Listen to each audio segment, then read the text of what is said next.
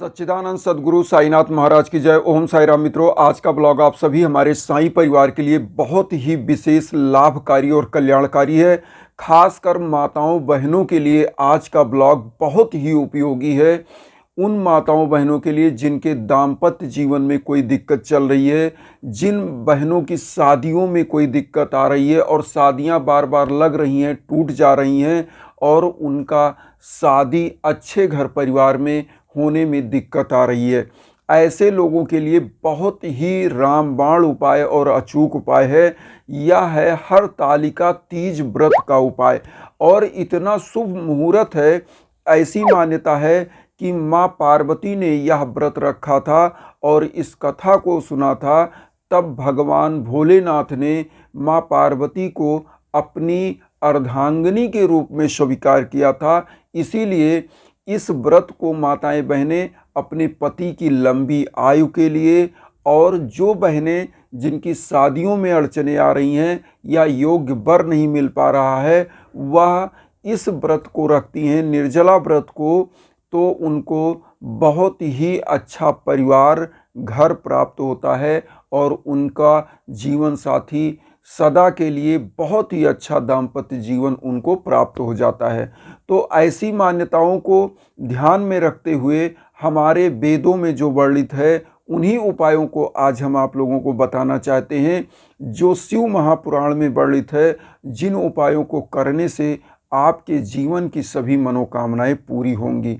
तो देखिए, सबसे पहले तो आप सभी माताओं बहनों को करना क्या है, मैं आप लोगों को बता दूं कि आप लोग जो अब की बार, मैं शुभ मुहूर्त पहले बता दूं कि शुभ मुहूर्त कब है।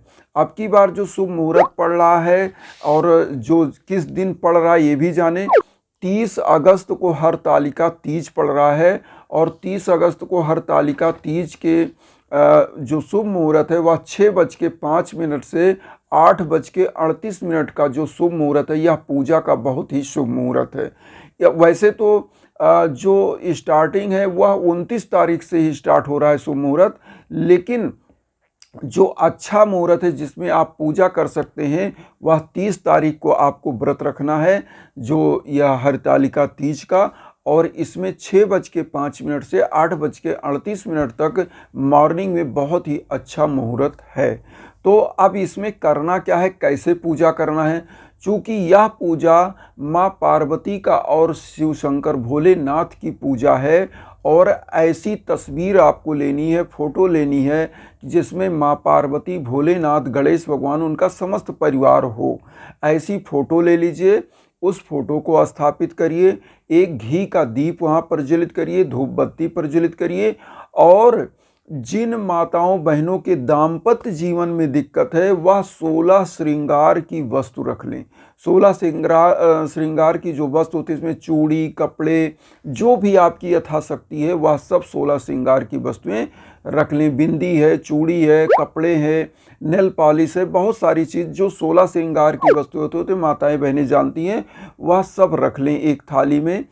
अब इसको लेकर के माँ पार्वती का और भोलेनाथ का पूजन आपको करना है।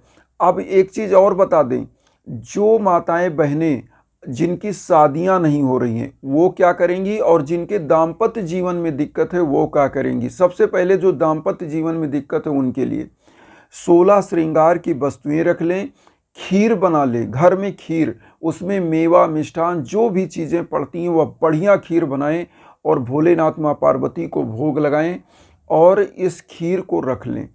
उसके बाद आप कुछ फल रख लें।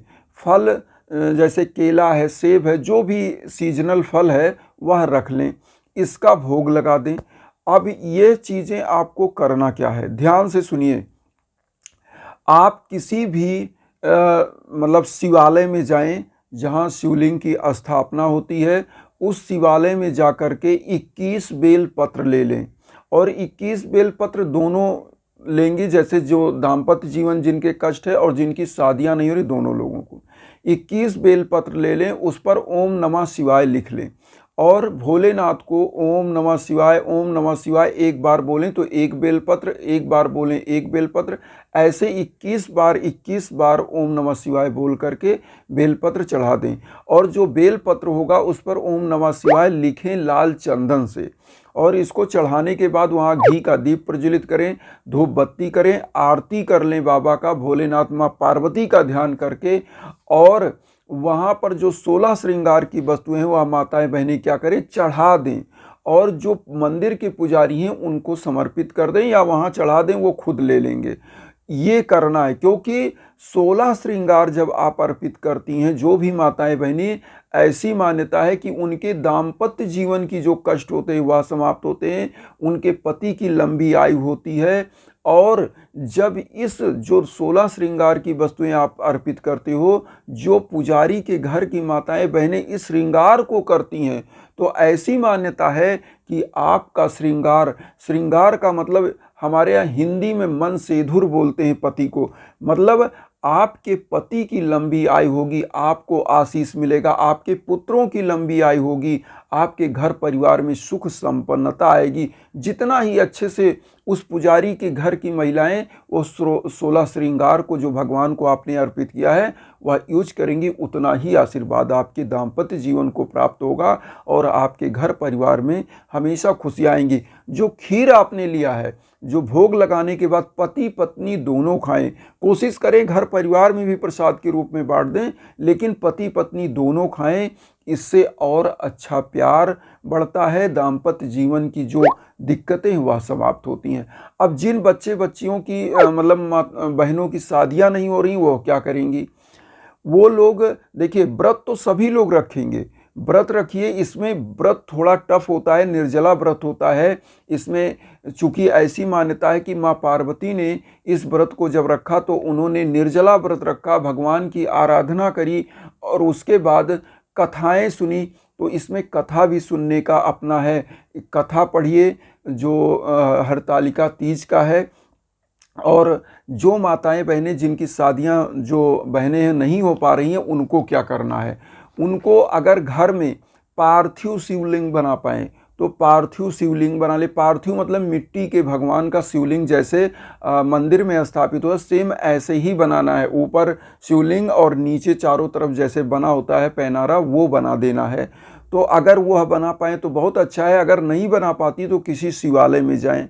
करना क्या है, वही जो 21 बेलपत्र है ओम नमः शिवाय वाला चढ़ाना है। और करना क्या है, वहाँ पर मैं मंत्र बता रहा हूँ आपको, हम स्क्रीन पर भी कोशिश करेंगे हम दे दें। ये मंत्र है कात्यायनी जी का जो विवाह का मंत्र है। जिन बहनों की शादियाँ नहीं हो रही उसको 21 बार बोलना, हम स्क्रीन पर लिख दे रहे हैं। उस मंत्र को आप देखिएगा।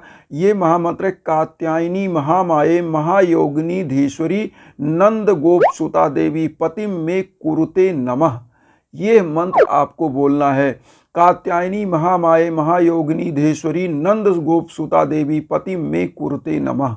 इस मंत्र को 21 बार बोलना है और 21 बार आप वहाँ पर बोल करके प्रभु के श्री चरणों में घी का दीप प्रज्वलित करिए, अगरबत्ती प्रज्वलित करिए, वहाँ पर आरती करिए और माँ पार्वती का ध्यान करते हुए अपने मस्तक को शिवलिंग पर वहाँ पर रखिए और प्रणाम करिए और बोलिए कि प्रभु मुझे सुयोग्य वर दीजिए, अच्छा घर परिवार दीजिए, जिससे हमारा भी घर बस सके और हमको एक अच्छे दाम्पत्य जीवन का जीवन मिल सके। तो यह बोल करके आपको चले आना है और व्रत करिए, शाम को भी बाबा की आरती करिए। और आप सभी लोग जानते होंगे, हरतालिका तीज जब होता है तो इस दिन बहुत सारे जगहों पर मेलों का आयोजन होता है। बहुत सारे जगहों पर महिलाएं हरा मतलब वस्त्र धारण करती, हरी चूड़ियाँ, मेहंदी लगवाना, ये सब होता है। आप भी 16 श्रृंगार करें।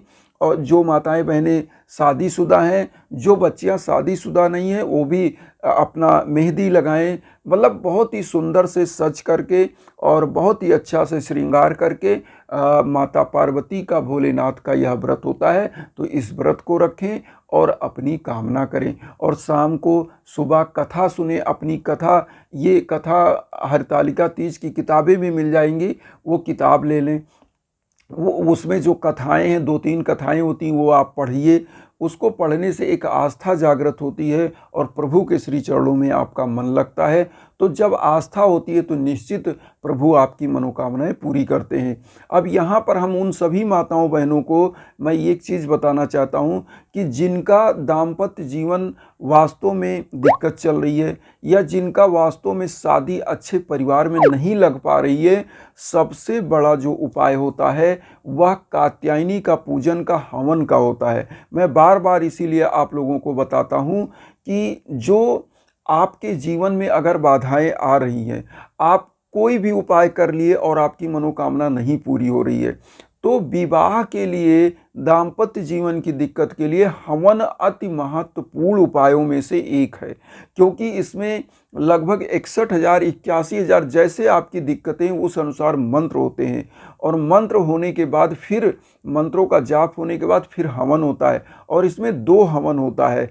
निश्चित रूप से आपकी समस्त सकल मनोरथ पूरी होती है। इसीलिए हम आप लोगों को वीडियो में इंस्टाग्राम का लिंक देते रहते हैं अपने साईं परिवार को कि कोई भी आपको दिक्कत है तो हमारे इंस्टाग्राम के लिंक पर जो भी मेरे लायक है हम आपकी मदद के लिए हमेशा तैयार हैं।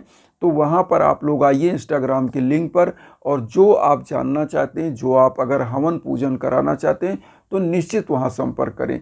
तो वसुधैव कुटुंबकम की जो भावना हम लेकर चल रहे हैं उसमें आप अपना आशीर्वाद दीजिए। चैनल को सब्सक्राइब करके उन साईं भक्तों तक वीडियो जरूर शेयर करिए जो किन्हीं कारणों से कष्ट में, दुख में। इसी भावना के साथ ओम साईं राम।